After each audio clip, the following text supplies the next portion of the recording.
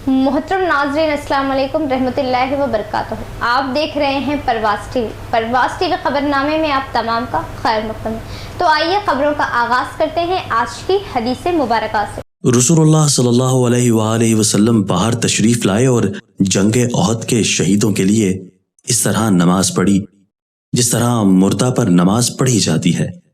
फिर आप सल्लल्लाहु अलैहि वसल्लम मिंबर पर तशरीफ लाए और फरमाया, आखिरत में मैं तुमसे आगे जाऊंगा और मैं तुम पर गवाह होऊंगा। वल्लाह मैं अपने हौस को उस वक्त भी देख रहा हूं और मुझे जमीन के खजानों की कुंजियां दी गई हैं। या फरमाया कि जमीन की कुंजियां दी गई हैं और अल्लाह की कसम मैं तुम्हारे मुतल्लिक इससे नहीं डरता कि तुम मेरे बाद शिर्क करोगे, बल्कि मुझे तुम्हारे मुतल्लिक ये खौफ है कि तुम दुनिया के लिए एक दूसरे से आगे बढ़ने की कोशिश करने लगे। खबरों के आगाज से खबर डालेंगे एक नजर हेडलाइंस पर।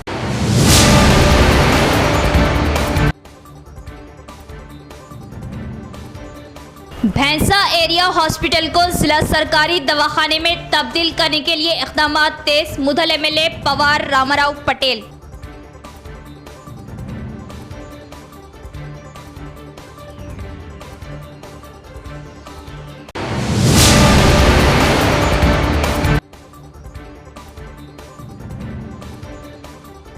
लोकसभा बातचीत में अयोध्या रामलीला पर मुनक़िदा मुख्तसर दौरानिये की बहस। बैरिस्टर असदुद्दीन ओवैसी ने बाबरी मस्जिद जिंदाबाद जिंदाबाद और भारत जिंदाबाद के नारे लगाए।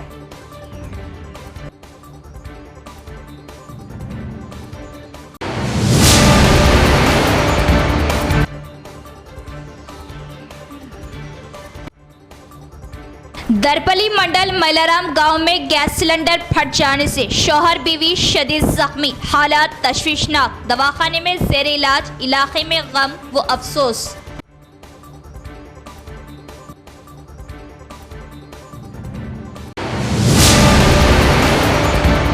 अब बढ़ते हैं खबरों की तफसील की तरफ। भैंसा एरिया अस्पताल को जिला अस्पताल में तब्दील करने की कोशिश जारी। दवाखाने में मरीजों को तमाम सहूलतों से आरास्ता किए जाने की कोशिश जारी। हल्का एमएलए पवार रामाराव पटेल का बयान। निर्मल जिले के भैंसा शहर के सरकारी अस्पताल में डेवलपमेंट कमेटी की मीटिंग का इनकाद अमल में आया, जिसमें मुकामी एमएलए पवार रामाराव पटेल ने बात करते हुए बताया कि इस एरिया अस्पताल में 3 ऑपरेशन थिएटर्स के साथ लैप्रोस्कोपिक सर्जरी निज़ाम को अमल में लाने के लिए रियासती तिब्बी वजीर से मुलाकात की। भैंसा अस्पताल के मसाइल को भी और यहाँ के गरीब आवाम के लिए ज़रूरी तिब्बी सहूलतें फ्राहम किए जाने को लेकर इनके इल्म में लाया गया। गुज़िश्ता से बेहतर आवाम को तिब्बी सहूलतें फ्राहम करने के मुतालिक अब हॉस्पिटल में 8 इन पेशेंट्स बेडों की सहूलत देने पर बात की गई। प्राइवेट अस्पतालों से बेहतर सहूलतें देने का तयक़ुन दिया। इन्होंने इस मौके पर बताया कि अगर हुकूमत से कोई इमदाद ना मिलने पर इनके फंड्स मुआविन अफराद के ताउन से अस्पताल में तरक्याती कामों को किया जाना तय है। इसके अलावा 43 लाख की लागत से एरिया अस्पताल को ऑक्सीजन प्लांट लगाए जाने के लिए हुकूमत को प्रपोजल भेजे जाने की एमएलए ने बात बताई। डॉक्टरों को मरीजों के साथ मोहब्बत के साथ पेश आना, इंसानियत के नाते अच्छी खिदमत करने का इन्होंने मशवरा दिया और नए अपॉइंट डॉक्टर्स सरस्वती, रजनीकांत, दयानंद रेड्डी, नरेश, श्रीकांत की शालपोशी व गुलपोशी की गई।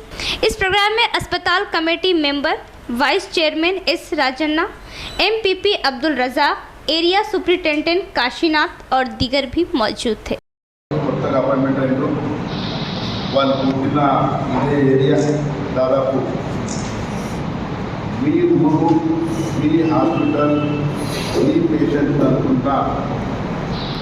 ఒక దేవుని సాక్షిగా మీరు ఇక్కడ పని చేస్తారని నేను భావిస్తున్నాను.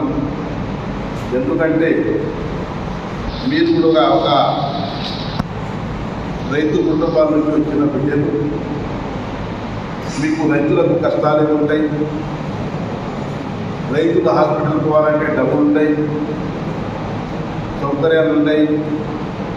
నిజామాబాద్ హైదరాబాద్ పోవాలంటే చాలా కష్టమవుతుంది. మీకు అందరికీ తెలుసు. ఎందుకంటే నేను జిల్లా కుటుంబం నుంచి వచ్చినాను, నేను కూడా ఒక రైతు కుటుంబం నుంచి వచ్చిన. ఈ అన్ని ప్రాబ్లమ్స్ సాల్వ్ చేయడానికి ఒక అవసరం లేదు. నేను వచ్చిన తర్వాత హాస్పిటల్ ఎట్లా ఉండాలి, హాస్పిటల్లో ఏదైనా సౌకర్యాలు కావాలని అది తెలుసుకొని ఇక్కడ సూపరింటెండెంట్ కానీ ఇక్కడ ఉన్న డాక్టర్ సహకారంతో ఒక హాస్పిటల్ మంచిగా తీర్చిదిద్దాలని ఒక మంత్రితో ఉన్నారు. నేను వచ్చిన తర్వాత ఇక్కడ ఓపీడీ ఏదైతే ఉంది, 2 ఓపీడీ ఉన్నారు. దాదాపు 14 ఇప్పుడు నా 14-16 డాక్టర్స్ అయింది. 2 ఓపీడీగా 4 డాక్టర్స్ పేషెంట్ ఎవరికి చూపించాలని ప్రాబ్లం అవుతుందని డాక్టర్ కాశీనాథ్ గారు సూపరింటెండెంట్ मुलंगी बोंकनपल्ली लिफ्ट के तामीरी कामों का ZP chairman D Vithal Rao ने मुआयना किया। मंडल के आमदापुर में साफ सफाई उत्सव में स्पेशल ऑफिसर के हमरा जेडपी चेयरमैन ने हिस्सा लेते हुए साफ सफाई कामों में शामिल रहे। माकलूर मंडल के आमदापुर गांव में खुसूसी साफ सफाई उत्सव के मौके पर ZP chairman D Vithal Rao ने हिस्सा लिया। इस मौके पर ZP chairman D Vithal Rao ने मंडल स्पेशल ऑफिसर देश पांडे, एमपीडीओ क्रांति, साबिका सरपंच स्लोचना, अवामी कायदीन, ग्राम पंचायत, सफाई मजदूर के हमरा नौजवानों के साथ सड़कों ड्रेनों की साफ सफाई में हिस्सा लिया।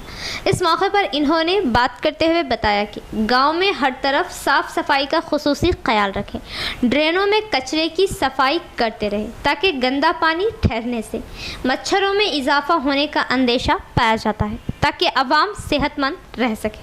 इसके बाद इन्होंने मंडल में मुलंगी बोंकलपल्ली लिफ्ट के कामों का जायजा लिया। ఏంటంటే ఆకే మనం వెళ్ళాలా.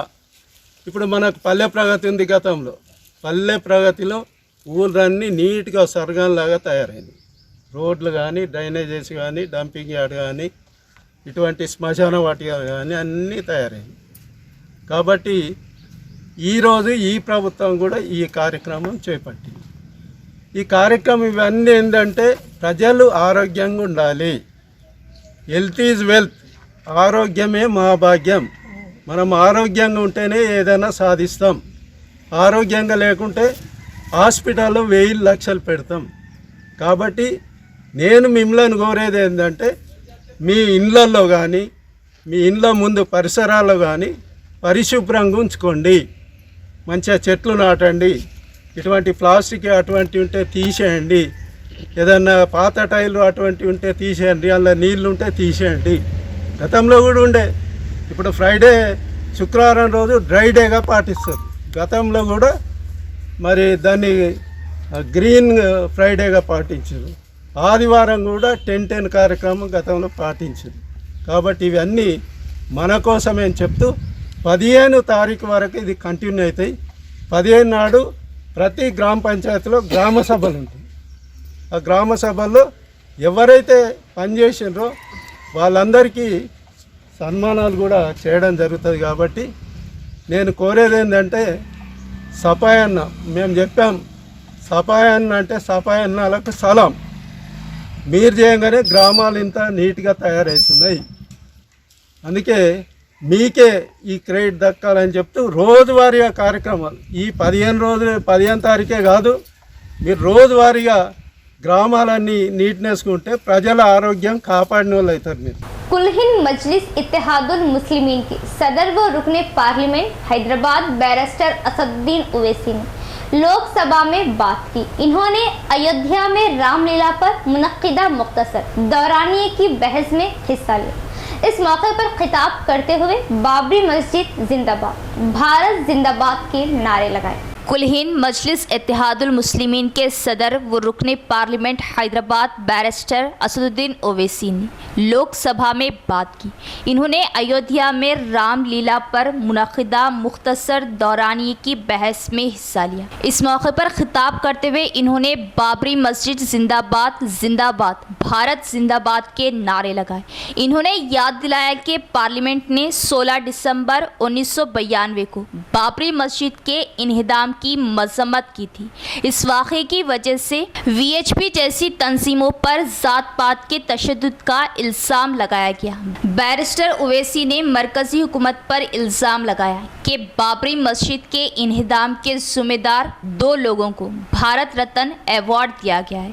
बैरिस्टर ओवैसी ने याद दिलाया कि सुप्रीम कोर्ट ने अपने फैसले में कहा था कि इस्लामी इमारत की तबाही तकलीफदा है। सुप्रीम कोर्ट ने अपने फैसले में महकमा आसार ख़दीमा की जानिब से दी गई रिपोर्ट को मुस्तरद कर दिया। बैरिस्टर ओवैसी ने कहा कि मस्जिद बनाने के लिए मंदिर नहीं तोड़ा गया। बैरिस्टर ओवैसी ने कहा कि वो वज़ीर आज़म मोदी से एक सवाल पूछना चाहते हैं, क्या मोदी की हुकूमत सिर्फ हिंदुओं के लिए है या पूरी कौम के लिए? बैरिस्टर ओवैसी ने दावा किया कि 6 दिसंबर के वाक़ये के बाद जिन नौजवानों को टाडा एक्ट के तहत गिरफ्तार किया गया था, इन तमाम नौजवानों को बूढ़े होने के बाद रिहा कर दिया गया। इन्होंने कहा कि बाबरी मस्जिद जिंदाबाद, भारत जिंदाबाद। 47 में आजादी मिली, असदुद्दीन ओवैसी से बाबर की बात पूछ रहे हैं। तुम गांधी की बात पूछते, तुम बोस की बात पूछते, तुम जलियांवाला बाग की बात पूछते, तुम काला पानी में जो मुसलमान शहीद हो गए उनकी बात पूछते, मगर बाबर की बात पूछी जाती है। तो सर मैं आपको बता रहा था, खामखा डिस्टर्ब किए सर, मुझे मेरा वक्त ले लिए निशिकांत दुबे। सर मैं आपसे कह रहा था, मोदी हुकूमत ये पैगाम दे रही है भारत के मुसलमानों को कि जान बचाना है या इंसाफ चाहते हो। मैं कह रहा हूं, मैं भीख नहीं मांगूंगा, मैं इस नंगी तासुब को कबूल नहीं करूंगा, मैं दूसरे दर्जे के शहरी के मौक़िफ़ को कबूल नहीं करूंगा, मैं अपनी शनाख्त को नहीं मिटने दूंगा। अब मैं झूठी और दिल फरेब बातों पर हरगिज भरोसा नहीं करूंगा। मैं वो काम नहीं करूंगा जो बीजेपी और नाम निहाद सेकुलर पार्टियां चाहती हैं। मैं वो काम करूंगा जो आपको पसंद नहीं है, संविधान के दायरे में रहकर। सर कंक्लूजन में मैं आपको बताना चाहता हूं कि आज इस देश को किसकी जरूरत है। इस देश को अयोध्या में, तारीख शायद नहीं पढ़ते होंगे, मौलाना अमीर अली कौन थे, पुजारी बाबा रामचरण दास कौन थे, अयोध्या के पुजारी थे। दोनों ने मिलकर अंग्रेजों के खिलाफ जंग लड़ी थी और दोनों ने, अंग्रेजों ने इनको गिरफ्तार किया और एक पेड़ पर मौलाना अमीर अली को और पुजारी रामचरण दास को फांसी दे दी गई। देश को इनकी जरूरत है। देश को शंभू प्रसाद, अचन खां, ये राजा देवी बख्श सिंह के फौज में थे, अंग्रेजों से मुकाबला किया, मुसलमान की लाश को जला दिया गया और शंभू प्रसाद को दफना दिया गया। इस देश को ये जरूरत है, देश को बाबा मोदी की जरूरत नहीं है। आज भारत को अयोध्या के मौलाना अमीर अली और रामचरण दास, अचन खान, शंभू खान की जरूरत है। सर मैं अभी सुन रहा था ये नाम निहाद सेकुलर पार्टियों के बयानात को। क्या होता है सर, आप खत्म कर रहा हूं, क्या होता है सर, जब काजी साहब गवाहों को लेकर दुल्हन के पास जाते कि तुमको निकाह कबूल है, तो दुल्हन शर्मा के खामोश बैठ जाती। तो इनकी खामोशी रजामंदी की अलामत है। जी जी। तो सर मैं खत्म करने से पहले ये बताना चाह रहा हूं कि जब वजीर आजम जवाब देंगे तो क्या वो भारत के 140 करोड़ जनता के लिए जवाब देंगे या फिर सिर्फ हिंदुत्व की फिक्र रखने वालों का जवाब, मैं खत्म कर जवाब देंगे। मैं ये देश, दुनिया, मुसलमान देख रहा है। सर मैं आपको ये भी बताना चाह रहा हूं, आखिर में कंक्लूड कर रहा हूं सर, 1 मिनट चाहिए, 1 मिनट चाहिए सर। सर मेरा मानना यह है कि आज मैं बहैसियत एक भारत के गयूर मुसलमान के, let me stand as a tall Indian Muslim and say that the light of Indian democracy today is at its dimmest today, sir. Sir, in conclusion, मेरी फिक्र में मेरा ईमान मुझे कहता है कि जिस जगह पर मस्जिद थी, है और रहेगी, बाबरी मस्जिद है और रहेगी, बाबरी मस्जिद जिंदाबाद, जिंदाबाद, भारत जिंदाबाद। जिले में पोचम्मा गली एससी माला संगम सबसे बड़ा संगम है। सब मिलजुल कर मसाइल के हल की एक सुई अमल में लाए। हमेशा हमारा ताउन जरूर रहेगा। मेयर डी नीतू किरण का बयान। शहर के एससी माला संगम की नई कमेटी की तश्कील के मौके पर म्यूनसिपैलिटी मेयर डी नीतू किरण ने हिस्सा लिया। इस मौके पर पोचम्मा गली माला संगम सीनियर कायद जमाते इस्लामी हिंद सदर हुसैन, मुकामी कॉरपोरेटर अकबर ने भी हिस्सा लिया। इस मौके पर आए मेहमान खुसूसियों ने एससी माला संगम की तश्कील को लेकर कुछ मशवरे दिए। इसके बाद तश्कील नौ कमेटी को मेयर डी नीतू किरण ने हल्फ दिलाया। नौ मुंतखबा कमेटी सदर, नायब सदर मेंबरों को इस मौके पर शालपोशी व गुलपोशी करते हुए तहनीत पेश की। इस मौके पर एससी माला संगम की जानिब से मेयर डी नीतू किरण, इनके हमरा कॉरपोरेटर्स, एससी माला संगम सीनियर कायदीन की भी शालपोशी व गुलपोशी की गई।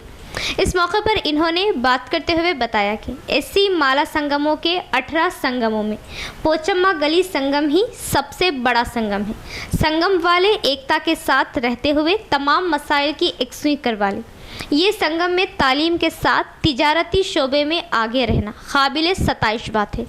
तमाम सीनियरों के मशवरों को लेते हुए और तरक्की करें।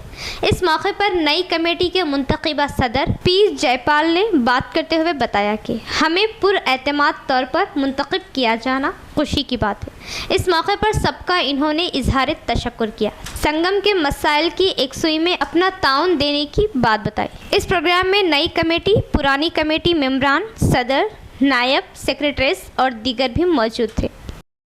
సంవత్సరాలు కొన్ని దశాబ్దాల నుండి కూడా అలాంటి ఒక కమిటీలను ఏర్పాటు చేసుకుంటూ ఏర్పడినప్పుడల్లా కూడా ఒక చక్కటి నిర్ణయాలతోని ఓట్లు వేసుకొని, ఎందుకంటే ఒక మంచి నాయకుడి ఒక మంచి కమిటీని ఏర్పాటు చేసుకున్నప్పుడే సంఘం అనేది ముందుకు వెళ్తూ ఉంటుంది. మనం అనుకున్నటువంటి కార్యక్రమాలు జరగాలన్నా కూడా పెద్ద ఎత్తున మరి ముందుకు దూసుకెళ్లాలన్నా కూడా అక్కడ ఉన్నటువంటి ప్రజలను, ఆ గల్లీలో ఉన్నటువంటి సమస్యలను అన్నింటినీ కూడా మనం అన్ని ఛేదించుకుంటూ ముందుకెళ్లాలన్నా కూడా ఎప్పుడైతే ఎలక్షన్స్ జరుగుతాయో ఆ సమయంలో తీసుకున్నటువంటి నిర్ణయాలే గొప్ప నిర్ణయం. అదే సంఘాన్ని మరి పెద్ద ఎత్తున పైకి తీసుకెళ్తుందా, కిందికి కుదేరు చేస్తుందా అనేది దాని మీద ఆధారపడి ఉంటుంది. కాబట్టి మరి ఇన్నేళ్ల నుంచి కూడా అతిపెద్ద సంఘంగా ఎదుగుతుంటేనే అలాగే ఒక మంచి కార్యక్రమాలను, సామాజిక కార్యక్రమాలు కానీ, సంఘానికి సంబంధించిన కార్యక్రమాలు కానీ, గల్లీలో కావాల్సినటువంటి సమస్యలను పరిష్కరించడం కానీ, ఏ విధంగా సరే అన్నింటిలో కూడా సరైన నిర్ణయాలు తీసుకుంటూ వారు ముందుకెళ్తూ ఒక సంఘం అంటే ఇలా ఉండాలి, ఈ విధంగా మనం కూడా చేసుకోవాలని ఆదర్శంగా అందరికీ నిలబడి ముందుకెళ్తున్న సంఘానికి అందరికీ కూడా నేను మనస్ఫూర్తిగా అభినందిస్తూ ఉన్నాను. ఎందుకంటే సంఘం అంటే ఈ మధ్య అయితే చాలా మంది ఒక 10 కుటుంబాలు లేదా సంఘం ఏర్పాటు చేసుకుంటున్నారు. कुरान मस्जिद जुल्म से रोकता है और अदल की तालीम देता है। हमने कुरान मस्जिद को पढ़ना और पढ़ाना छोड़ दिया, जिसकी वजह से हमारी ज़िंदगियों में जुल्म शामिल हो गया। मदरसा इमदादिया दारुल उलूम भीमगल के सालाना इजलास से अकाबरीन के खिताबात।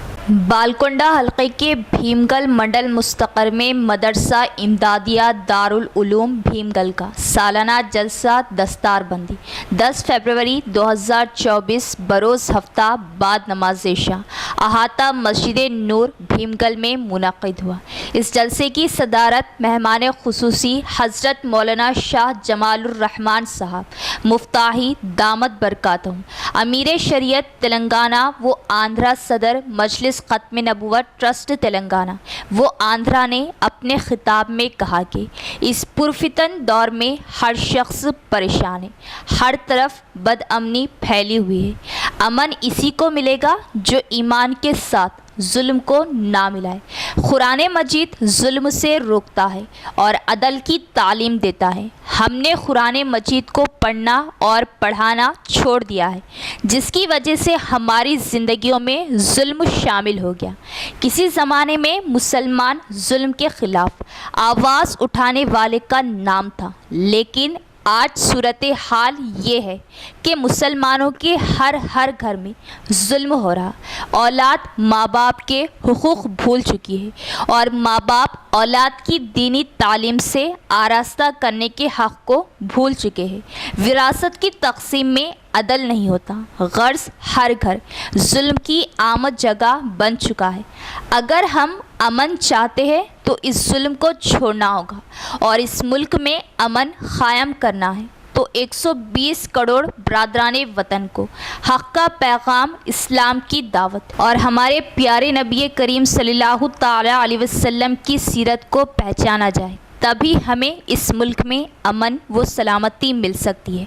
इस मौके पर मौलाना समीउल्लाह कासमी सदर जमीयतुल उलमा निज़ामाबाद और हज़रत मुफ्ती मोहम्मद अब्दुल मोइस शामसी सदर मजलिस तहफ़्फ़ुज़ ख़त्म नबूवत ट्रस्ट मिटपल्ली ने भी बसीरत अफरोज़ खिताब किया। इस प्रोग्राम की कार्रवाई हाफिज़ जलालुद्दीन साहब सदर मजलिस तहफ़्फ़ुज़ ख़त्म नबूवत ट्रस्ट भीमगल ने चलाई। इस जलसे में 5 तलबा को हिफ्ज़ की तकमील पर दस्तार बंदी मेहमान खुसूसी हज़रत मौलाना शाह जमालुर रहमान साहब मुफ्ताही दामत बरकातहुम ने की। इस मौके पर अवाम और ख़वातीन की कसीर तादाद मौजूद थी। बतारीख 12 फरवरी बरोज़े पीर बाद नमाज मगरिब बामुकाम रूबरू जामिया सोफिया निस्वान नज़द 4 भाई पेट्रोल पंप अजीमुशान जलसे तकमील हिफ्ज़ कुरान मजीद व दस्तार बंदी, जिसमें जयद उलमाए इकराम के बसीरत अफरोज़ खिताबात होंगे। कसीर तादाद में शिरकत की अपील। शहर निज़ामाबाद का बाफैज़ व मुस्तनिद गैर अकामती इदारा मदरसा असीसिया तहफ़ीज़ुल कुरान निज़ामाबाद बामुकाम रूबरू जामिया सूफिया निस्वान नज़द 4 भाई पेट्रोल पंप बोधन रोड निज़ामाबाद, जो गुज़िश्ता 5 सालों से बाहुस्न खूबी मसरूफ़ खिदमत है। इस इदारे से अब तक 10 तलबा इकराम हाफिज़ कुरान बन चुके हैं।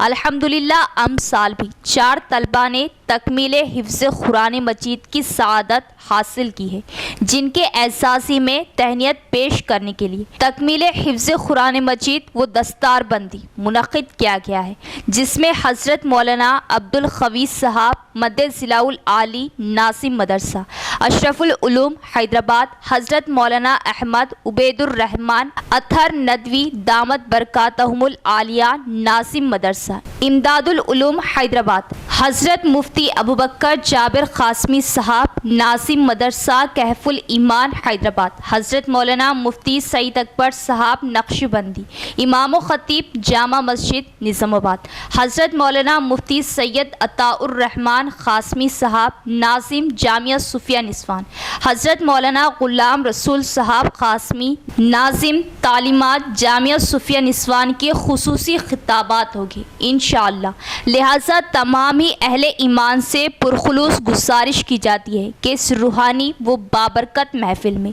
शिरकत फरमाकर इस्तिफ़ादा फरमाइए। ख़वातीन के लिए जामिया सूफिया निस्वान में पर्दे का माकूल इंतज़ाम रहेगा। नेज़ तमाम शुरका के लिए इजलास के बाद ताम का नस्म रहेगा।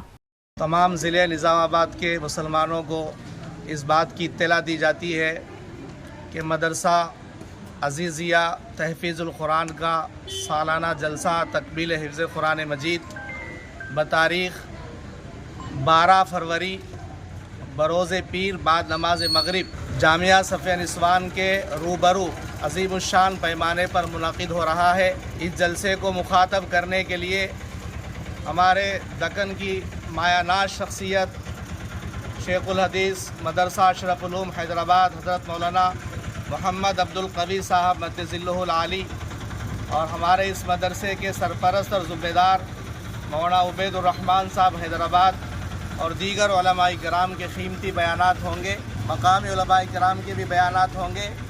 लिहाजा मैं तमाम शहरियान निज़ामाबाद से गुजारिश और अपील करता हूँ कि आप तमाम हज़रात बाद नमाज मगरिब 12 फरवरी के दिन के बाद मदरसा सफ़िया निस्वान के सामने ये जलसा होगा। आप तमाम हज़रात कसीर तादाद में शरीक हों और ख़ास तौर से ख़वातीन का भी पर्दे का माकूल इंतज़ाम है, अपने ख़वातीन को भी साथ लेकर के आए। गर्मा सीजन के आगाज से धूप की तपिश को लेकर अवाम बेचैन व परेशान। शुरुआत का ये हाल है तो इख्तिताम अंजाम क्या होगा। ज़िले भर में धूप की तपिश में दिन ब दिन इजाफा होने लगा है। सर्दी के मौसम के इख्तिताम से पहले ही दरमियान में अवाम ने धूप की तपिश से गर्मियों से अवाम में बेचैनी दिखाई दी। गुज़िश्ता हफ्ते से धूप की तपिश 36 डिग्री रिकॉर्ड की गई। ये तपिश गर्मा के आखिरी दिनों में रिकॉर्ड होने के बजाय गर्मा के मौसम के शुरुआत में ही दिखाई देने से अवाम गर्मी की आइंदा आने वाली तपिश का अंदाज़ा लगाते हुए खौफजदा है। आइंदा गर्मा का ख्याल करते हुए हुकूमत पीने के पानी के मराकज़ कायम करने का अवाम ने मुतालबा किया। చలికాలం కాకముందే ఈ విధంగా ఎండలు పడుతున్నాయి కాబట్టి ప్రజలు ఎండలకి జాగ్రత్తగా వహించారు, చల్లని పానీయాలు కానీ జాగ్రత్త వహించాలని నాకు కోరిక. ఇప్పుడు మనం ఫిబ్రవరిలో ఉన్నాము. ఫిబ్రవరి అంటే ఇంకా చలికాలమే, కాబట్టి పూర్తి ఎండాకాలం వచ్చినట్లే కానీ ఎండలు విపరీతంగా ఉండడం మూలన చాలా ఇబ్బంది జరుగుతుంది వాహనదారులందరికీ. అదేవిధంగా వాహనదారులు వెళ్ళే వాళ్ళు కూడా సరైనటువంటి సౌకర్యాలు తీసుకోవాలి. దీనికి సంబంధించినంత వరకు అయితే గవర్నమెంట్ కానీ సొంత ఎన్జిఓస్ కానీ లేకపోతే సొంత వ్యక్తులైనా సరే జీతాలందరికీ దాదాపు నీటి ఇవ్వడం కానీ లేకపోతే చల్లగా ప్రజలు కానీ అలాంటి సౌకర్యాలు కల్పించడం బాగుంటుంది. రాబోయే ఎండాకాలంలో కూడా విపరీతమైన ఎండలు ఉండే అవకాశం ఉంది కావున దాన్ని కూడా సూచనలు ఇప్పటి నుంచే ప్రభుత్వం కూడా ఆలోచన చేస్తే బాగుంటుంది. जिले के दरपल्ली मंडल के मैलाराम गांव में गैस सिलेंडर फट जाने से शाहर बीवी शदीद जख्मी, हालत तशवीशनाक। इन्हें 108 एम्बुलेंस के जरिए सरकारी अस्पताल मुंतकिल किया।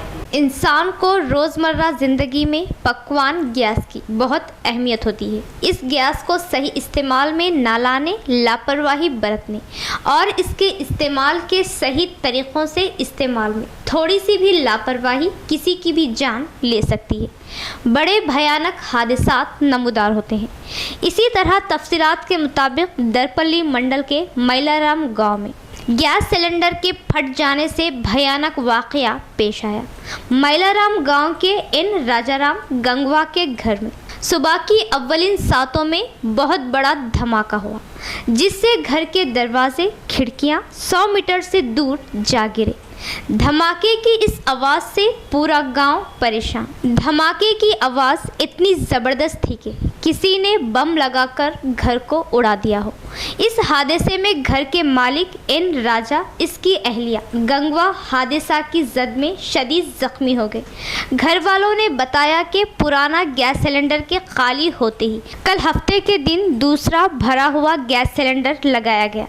रात में पकवान के बाद सिलेंडर स्विच बंद ना किए जाने से गैस लीकेज होने से सुबह किचन की लाइट डालते ही धमाका होने का अंदेशा बताया जा रहा है। किचन की खिड़कियां पूरी तरह बंद होने की वजह से हादसा होने की गांव वालों ने बात बताई। घर में बाजू रूम में बहू बेटा थे। इस धमाके की आवाज़ में दोनों बेहोश हो गए। महल्ले वालों ने धमाके के बाद देखा तो पूरा घर बिखर चुका था। इस मौके पर मुकामी अवाम ने 108 के ज़रिए राजाराम, इसकी अहलिया को ज़िला अस्पताल भेज दिया। बताया जाता है कि इन दोनों की हालत तशवीशनाक है। मुकामी अवाम ने हुकूमत की जानिब से ज़ख्मियों का इलाज करते हुए इन्हें माली ताउन देने का मुतालबा किया। నైట్కు ఇక్కడ 7:30కు పెట్టిరు కొత్త బుడ్డి అయిపోగానే బుడ్డి వాళ్ళని దొరకొచ్చి పని పెట్టించుకున్నాడు. నేను 5:30కు లేచిన 5కి లేచి ఇల్లాగిల్ నూకేసి వంట చేస్తాను. వంట రూమ్లోకి పోయినా 5:30కు పేలింది. ఇక మాకు ఇక ఇంట్లోనే మేము పడిపోయినాం సార్. మాకు వెళ్ళదు ఇక అంటే ఏమన్నా మంటలు గిట్ల ఏమన్నా ఎట్లా? మాకు ఇంట్లో మంటలు ఏం కాలేవు సార్. ఇంట్లోకి అది పాడమంటే డర్లు మనంగానే భయం బట్టి అట్లే గులబడిపోయినాం మేము. ఇక మీరు బయటకు రాలేరు? ఇక మేము రాలేము. మమ్మల్ని వాళ్ళు దొరకొచ్చి కూడా మాకు సోయలేదు. ఇప్పుడు లోపల ఉన్న వాళ్ళు ఎవరమ్మా? వాళ్ళు మామ ఎన్నేళ్ళు ఉంటాయి వాళ్ళకు? వాళ్ళకి సమస్యలు ఎన్ని ఉంటాయి? ఒక 50-60 ఏళ్ళు ఉంటాయా? ఉంటాయి. ఇప్పుడు వాళ్ళు ఎక్కడున్నారు? వాళ్ళ పరిస్థితి ఏంది? వాళ్ళు గవర్నమెంట్ హాస్పిటల్లో ఉన్నారు సార్. కాలేండి వాళ్ళు మొత్తం కాలిపోయారు. గ్యారంటీ కూడా ఇస్తలేరట సార్. వంట వాళ్ళే చేసుకుంటారా? అవును సార్, వాళ్ళే చేసుకుంటారు వంట. మీ ఇంట్లో ఇక పిల్లలు ఎవరైనా ఉన్నారా? మీ ఇంట్లో మీ దగ్గర పిల్లలు ఎవరు లేరు. మేము ఇద్దరు భార్య భర్తలు ఉన్నాం. పెద్దలకు పెళ్ళైంది, చిన్న హాస్టల్లో ఉంటుంది. डिशपल्ली मंडल मुस्तखर में एक प्राइवेट स्कूल के कामयाब 42 साला तकरीब का इनेकाद। औलियाए तलबा के ताउन पर हेडमास्टर से इजहार तशक्कुर। डिशपल्ली मंडल मुस्तखर में Vande Mataram high school English medium के 42 साल मुकम्मल होने पर स्कूल डे तकरीब का बड़े ही धूमधाम से इनेकाद अमल में लाया गया। इस मौके पर बड़े पैमाने पर तलबा और औलियाए तलबा का हुजूम देखा गया। इस मौके पर छोटी जमातों से हाई स्कूल के तलबा ने कल्चर प्रोग्राम ड्रामों से सबका दिल मोह लिया।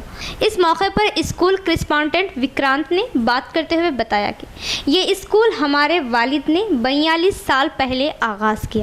इस स्कूल में तालीम पाए कई तलबा कई बड़े ओहदों पर फायज है। हमारे स्कूल में सिर्फ इंग्लिश मीडियम की तालीम दी जाती है और बेहतर नताइज हासिल होते हैं। इन्हें तालीम के साथ तहजीब तमद्दुन सिखाया जाता है। शुरुआत में मैं भी इसी स्कूल का तालिबे इल्म रहा हूँ। आज इसी स्कूल के करेस्पॉन्डेंट कहलाया जाना बहुत ही खुशी की बात है। इन 42 सालों में माँ बाप का ताउन कभी भुलाया नहीं जा सकता।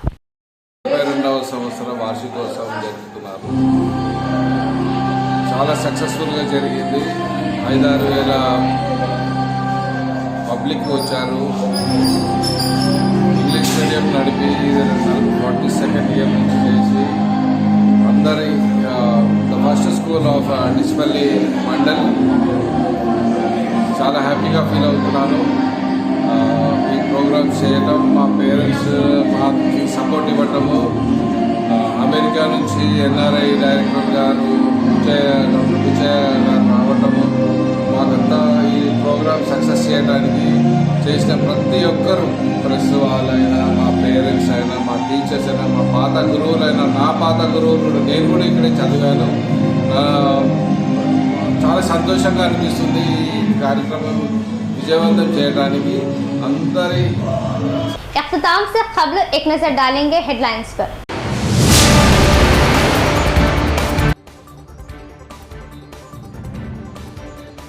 भैंसा एरिया हॉस्पिटल को जिला सरकारी दवाखाने में तब्दील करने के लिए इक़दाम तेज, मुधल एमएलए पवार रामाराव पटेल।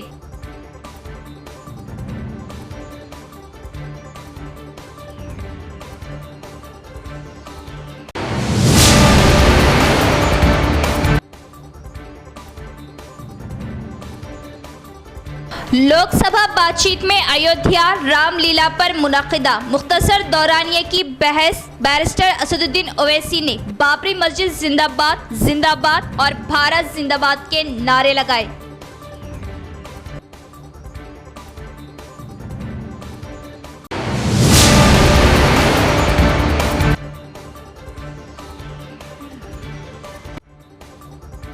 दरपली मंडल मैलाराम गांव में गैस सिलेंडर फट जाने से शौहर बीवी शदीद जख्मी, हालात तशवीशनाक, दवाखाने में ज़ेर इलाज, इलाके में गम व अफसोस।